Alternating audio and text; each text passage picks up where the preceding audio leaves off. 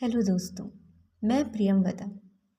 तो कल मैंने आपको बताया कि भगवान मुझे उस परिवार से मिलाने ले जा रहे थे जो कि भविष्य में मेरा परिवार हो सकता था।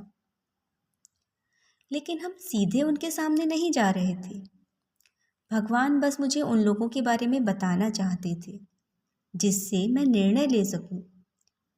तो भगवान ने मुझे सबसे पहले परिवार के सबसे बड़े सदस्य यानी कि मेरे दादाजी से मिलवाया, जो कि बहुत ही सरल स्वभाव के और विद्वान व्यक्ति थे। उनको देखते ही मेरे मन में स्नेह के भाव आ गए।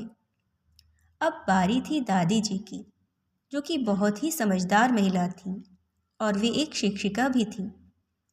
इन दोनों के दो बेटियां और दो बेटे थे, जिनमें से छोटे बेटे की पुत्री के रूप में मुझे आना था। ये परिवार बहुत ही सुलझा हुआ था। भगवान मेरे मन के भाव पढ़ फिर एक बार मुस्कुराहट के साथ मुझे देखने लगे और बोले कि चलो अब तुमको तुम्हारी होने वाली माता जी के परिवार से मिलवाते हैं। यहाँ भी भगवान ने परिवार के सबसे बड़े सदस्य से सबसे पहले मिलवाया, यानी कि होने वाले नाना जी। आप भी बड़े विद्वान व्यक्ति थे। नानी जी को भी अच्छा ज्ञान था। इन दोनों के 3 बेटे और एक बेटी थी। मुझे उनकी बेटी के घर जन्म लेना था। अब सभी को जानने और समझने के बाद मैंने भी इरादा पक्का कर लिया था कि मुझे इस परिवार में जन्म लेना ही है। भगवान के साथ वापस लौटकर मैंने उनसे कहा कि ठीक है भगवान, आप जैसा चाहते हैं वैसे मैं उनके घर जन्म लेने के लिए तैयार हूँ।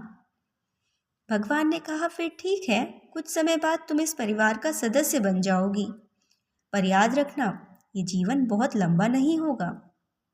मैंने सहमति में सर हिला दिया और इंतज़ार करने लगी धरती पर अपने नए जीवन की शुरुआत का। अब जब आप लोग भी मेरे इस सफ़र से जुड़ ही गए हैं तो आगे भी साथ चलते रहिए। ऐसा बहुत कुछ है जो आप सभी को बताने के लिए मैंने बहुत इंतज़ार किया है।